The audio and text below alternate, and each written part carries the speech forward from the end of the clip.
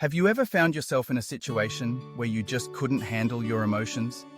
Maybe it was a minor disagreement with a friend that turned into a full-blown argument, or perhaps you found yourself sulking for days after a setback at work. If you've been there, you're not alone.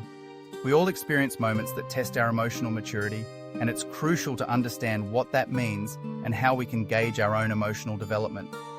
So, how do we test our emotional maturity? What is the ultimate test? Let's dive into it. First off, let's acknowledge that emotional maturity isn't about age. You can be physically older but emotionally younger. Think about it. How often do we see adults throwing tantrums, sulking, or reacting with disproportionate anger? It's almost comical at times, but it's also a stark reminder that just because someone has a few more candles on their birthday cake doesn't mean they've learned how to navigate their emotions effectively. Emotional maturity is about how we respond to life's disappointments and challenges. So what are some of the common immature responses we might exhibit? One of the most prevalent reactions is sulking. You know the drill. You get upset, and instead of addressing the issue, you retreat into your own world, feeling sorry for yourself. You might think that by withdrawing, you're protecting yourself, but in reality, you're just prolonging the discomfort and creating distance in your relationships.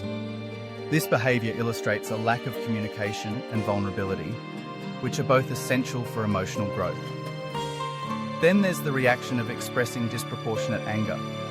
It's almost like a volcano erupting, where a small issue triggers an overwhelming response. You might find yourself shouting over something trivial, and afterward, you're left wondering why you reacted that way. This kind of response often stems from unresolved feelings or deeper issues that have yet to be addressed.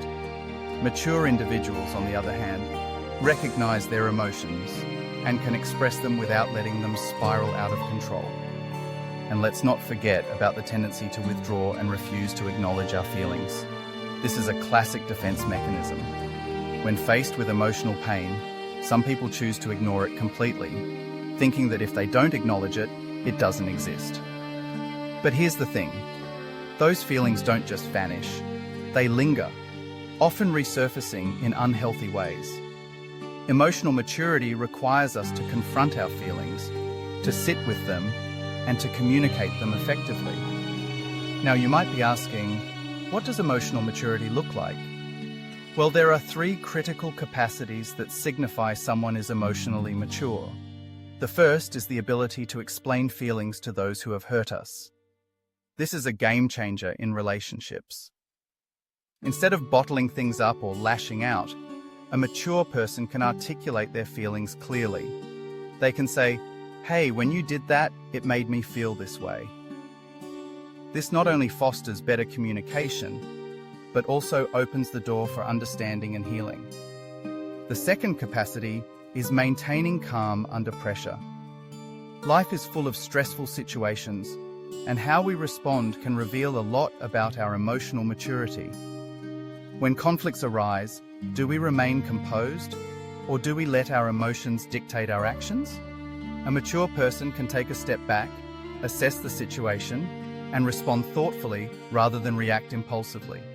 This ability to stay calm is crucial for resolving conflicts and building trust in relationships. Lastly, embracing vulnerability is a hallmark of emotional maturity. It's about being willing to show your weaknesses and fears to trusted partners. This might seem scary, but it's essential for deepening connections.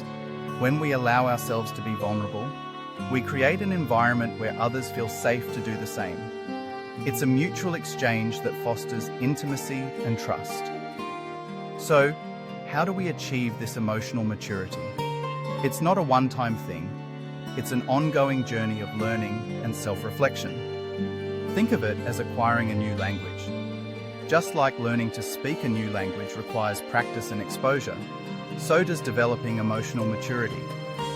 Many of us didn't grow up in environments that fostered emotional literacy, so we need to actively seek out opportunities for growth. This could be through therapy, self-help books, or simply having open conversations with friends about feelings and experiences. It's important to remember that emotional maturity is deeply linked to our ability to understand and express our emotions authentically.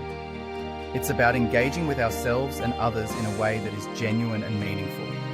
As we navigate this journey, we may stumble along the way, and that's okay. The key is to reflect on our experiences, learn from them, and strive to do better. So, the ultimate test of emotional maturity, it's how we respond when life throws us curveballs. It's about recognizing our emotional responses, articulating our feelings, maintaining calm in chaos, and embracing vulnerability. When we can do these things, we not only grow as individuals, but also enrich our relationships with those around us. In conclusion, testing your emotional maturity isn't just about pass or fail. It's about understanding where you are on your journey and committing to ongoing growth. So the next time you find yourself in an emotionally charged situation, take a moment to reflect. How are you responding? What can you learn from this? Remember, it's not about perfection, it's about progress. Let's embrace this journey together.